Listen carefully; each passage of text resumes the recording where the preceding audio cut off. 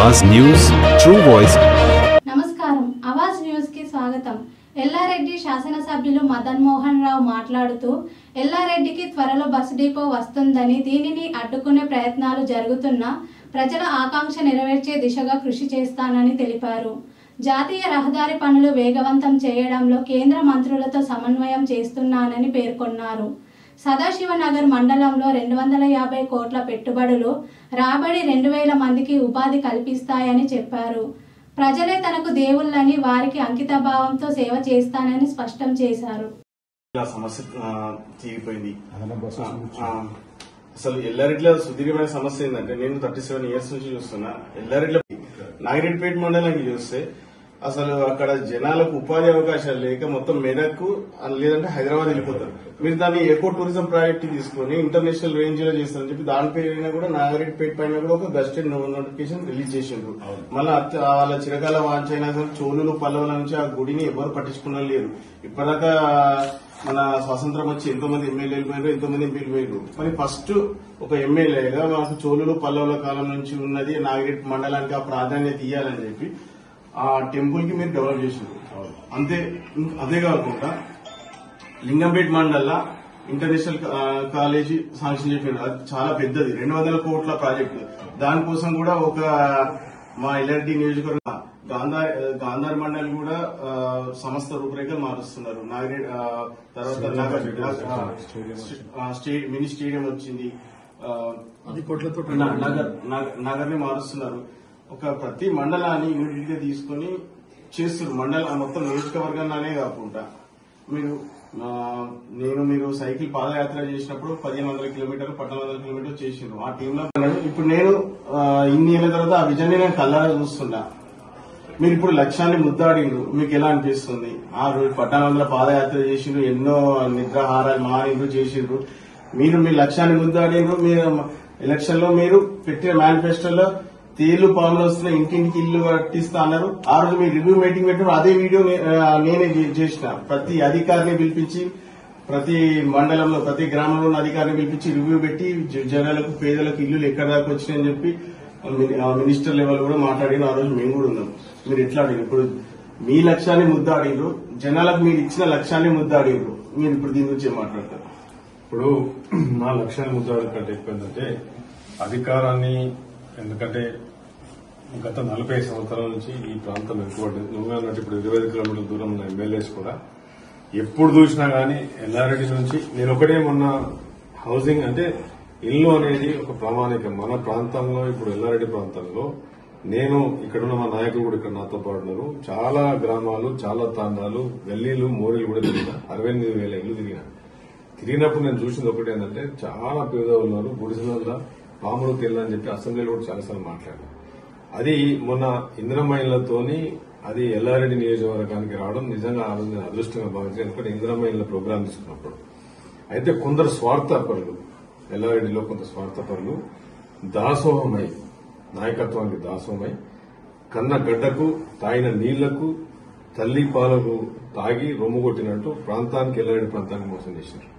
ఎందుకంటే 10 సంవత్సరాలు 10,000 ఇళ్లు బాన్సవాడకపోతాయి, 25 కిలోమీటర్ల దూరం లేని ఎల్లారెడ్డికి ఒక్క ఇల్లు ఎందుకు రాదు అని నేను అడిగితే అందరికీ కొంత స్వార్థపడతలు కోపం వస్తా ఉంది।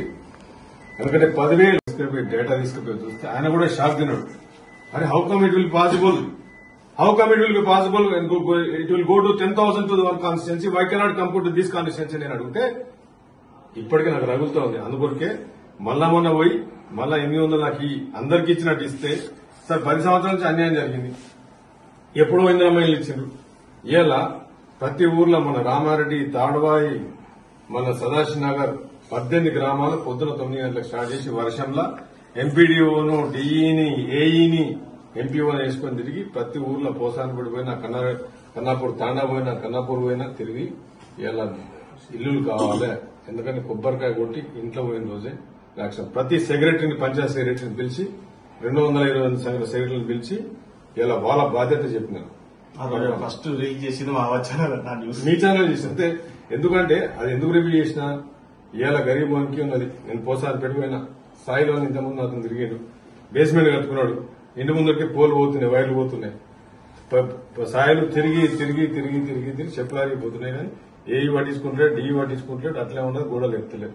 ఇంద్రమిల్ అయిపోయింది.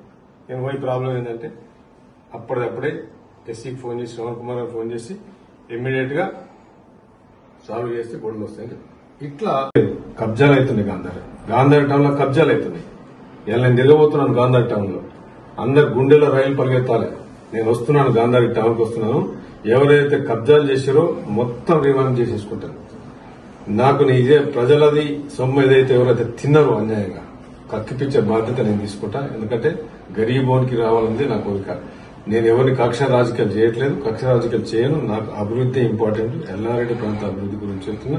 ఇప్పుడు కూడా నేను ఆర్డీఓ వారు అందరూ వస్తున్నారు. 2000 ఎకరాల ప్రాంతాలు మురిపోయి 14 నుంచి 15 గ్రామాలు ఏదో నిలిగి ఉంటున్నాయి. రాత్రి 3 రోజుల నుంచి నిద్రపోకుండా లక్ష్మీకాంతరావు గారు కూడా ధన్యవాదాలు. ఎందుకంటే ఆయన కూడా మా కొలీగ్ ఎమ్మెల్యే చాలా హెల్ప్ చేస్తున్నాడు. 20 గేట్లు 20 సంవత్సరాల్లో ఫస్ట్ టైం గేట్లు ఎత్తిపించినాం. ఇంకా 1,50,000 క్యూసెట్లు ఇంకా అక్కడ నుంచి ఆ మంజన మొత్తం నిండిపోతున్నది. ఆడ సింగూరు నుంచి మొత్తం వదిలిపెడుతున్నారు. కానీ ఇప్పుడు అడిగే పోతున్నాం. ఎందుకంటే ఈ 1100 ఎకరాలు ఆల్మోస్ట్ మొత్తం నిండా మొత్తం ఫ్లడ్డింగ్ అయిపోయింది. మొత్తం అడికే ఇమీడియట్ గా ఆర్డీఓని పిలిచిన ఎంఆర్ఓ పిలిచిన ఆడుకోగలుగుతున్నాం. థ్యాంక్ యూ అన్న. ఇంకోటి ఇప్పుడు ఎల్ఆర్డి గురించి నేను ఎమ్మెల్యేగా నా ఎల్లారెడ్డికి అన్యాయం కాకుండా కొట్లాడుతున్నాను. నాకు వాళ్ళు నా కుర్చీ మీద కొట్టారు. మా కార్యకర్తలు, కాంగ్రెస్ పార్టీ కార్యకర్తలు వాళ్ళ కష్టఫలితంతో, వాళ్ళ చెమటతో, ప్రజల ఆశీర్వాదంతో నేను కుర్చీ మీద కూర్చున్నాను. కనుక వాళ్ళ గురించి కొట్లాడడానికి ఎంత పెద్ద నాయకులతో కొట్లాడడానికి సిద్ధంగా ఉన్నా. కనుక నాకు అభివృద్ధి తప్ప వేరే ఫోకస్ లేదు, వేరే మైండ్ లేదు. ఎందుకంటే గత 16 నెలల 15 నెలల నా రిపోర్ట్ చూపిస్తాను. ఇలా నాగిరెడ్డిపేట నుంచి 4 లేన్ హైవే అది స్పీడ్ గా జరుగుతూ ఉన్నది. కేకేవై జరుగుతుంది. కేకేవై రోడ్ ఆల్మోస్ట్ ఢిల్లీలో నితిన్ గడ్కరీ దగ్గర ఉన్నది. ఆ ఫైల్ కూడా మూవ్ అవుతున్నది. అది కూడా 4 లేన్ అవుతుంది. కామారెడ్డి టు ఎల్లారెడ్డి, కరీంనగర్, కామారెడ్డి, ఎల్లారెడ్డి, కేకేవై రోడ్ అవుతుంది. ఇప్పుడు ఎందుకంటే ఫస్ట్ కనెక్టివిటీ కాదు, first agriculture bio product company Yellareddy చరిత్రలో 220 కోట్లతో వివేక్ బయోటెక్ అనేది సదాశివనగర్ లింగంపల్లి దగ్గర ఫుడ్ ప్రాసెసింగ్ లో తీసుకొచ్చిన కొబ్బరికాయ కొట్టినాం. నెక్స్ట్ మంత్ ఫ్యాక్టరీ షురూ కాబోతుంది. 2000 మందికి ప్రత్యక్షంగా పరోక్షంగా 2000 మందికి ఉద్యోగాలు మన రైతుల దగ్గర నుంచి రాయించుకుంటాం, ఆనందించుకుంటాం. ఇలా ఫస్ట్ ఇండస్ట్రీ వచ్చింది 40 ఏళ్ల చరిత్రలో. ఎల్లారెడ్డి ఫామ్ అయినాక 1956 లో ఫామ్ అయింది. ఎల్లారెడ్డి కాన్స్టిట్యున్సీ ఫామ్ అయిన తర్వాత ఫస్ట్ బిగ్గెస్ట్ అగ్రో ఇండస్ట్రీ వచ్చిందంటే లింగంపల్లి దగ్గర అగ్రో ఇండస్ట్రీ వచ్చింది. కనుక రేపు ఐటీ హబ్ ను కూడా చేయాలా. ఇలా ఎల్లారెడ్డిలో కూడా మొత్తం బస్ స్టాండ్ చేసినాం. బస్ డిపో నుంచి సీఎం గారి దగ్గర 3 సార్లు పోయినా, పొన్నంత సార్ 10 సార్లు నోటిఫికేషన్ రిలీజ్ చేశారు. 10 కొత్త బస్సులు తెప్పించిన. 100% బస్ డిపో కూడా ఎల్లారెడ్డి బస్ డిపోను అటు కామారెడ్డి పోయింది, అటు బాన్స్వాడ పోయింది. కానీ ఎల్లారెడ్డి బస్ డిపో ఇచ్చిన తర్వాత, ల్యాండ్ ఇచ్చిన తర్వాత వాపసు తీసుకున్నారు కొన్ని రాజకీయ ప్రశ్నల్లో ఆ టైంలో. కనుక నేను దాని ఈ రోజు కూడా కొందరు నాయకులు ఏం చేస్తున్నారంటే, నేను మంత్రి గారి దగ్గర పోయినప్పుడు నాకు ఇన్ఫర్మేషన్ వచ్చింది. ఏం చెప్తున్నారంటే ఎల్లారెడ్డికి బస్ డిపో ఎందుకు, బాన్స్వాడలో ఉన్నది బస్ డిపో, నీకు కామారెడ్డిలో ఉన్నది, ఇటు 30 కిలోమీటర్లు, ఇటు 10 కిలోమీటర్ల కాన్స్టిట్యున్సీ వస్తుంది, ఇటు పోతే 10 కిలోమీటర్ల కాన్స్టిట్యున్సీ వస్తుంది. దానికి ఎందుకని ఇదే పొన్నం ప్రభాకర్ రవాణా శాఖ మంత్రిని నా రిక్వెస్ట్ వల్ల ఆ రోజు తీసుకొచ్చి బస్ డిపో ఆయన కూడా స్వయంగా స్పీచ్ లో చెప్పాడు. మొదలు ఇప్పటికి 10 సార్లు వచ్చాడు. 10 సార్లు కూడా బస్ డిపో గురించి అడుగుతుంది తప్ప వేరేది ఏం అడుగుతాడు ఆయన నోట్లకి ఎల్లారెడ్డి బస్ డిపో అని. నేను బస్ డిపో వేస్తే కొందరు నాయకులు కుట్రతోని నాకు ఆ రిపోర్ట్ కూడా దొరికింది. దాని తప్పుడు రిపోర్ట్ ఇచ్చి పైకి పంపించి ఇది వ్యాలిడిటీ కాదు, ఇది వయబిలిటీ కాదు, ఇది అవసరం లేదని చెప్పేసి చేస్తున్నారు. కానీ నేను చాలా ముందుని బస్ డిపో దేశ వరకల్లా నాతో 5,000 మందిని కూర్చుని నిరాహార దీక్ష అయితే చేస్తా. కానీ 100% నాకు సీఎం గారి బ్లెస్సింగ్స్ ఉన్నాయి, నాకు పొన్నం ప్రభాకర్ గారి బ్లెస్సింగ్స్ ఉన్నాయి. డెఫినెట్ గా బస్ డిపో తెచ్చి తీరుడే. అది మదన్ మోహన్ నేను ఈ రోజు మీ ఛానల్ ద్వారా చెప్తున్నాను. సరే అన్న.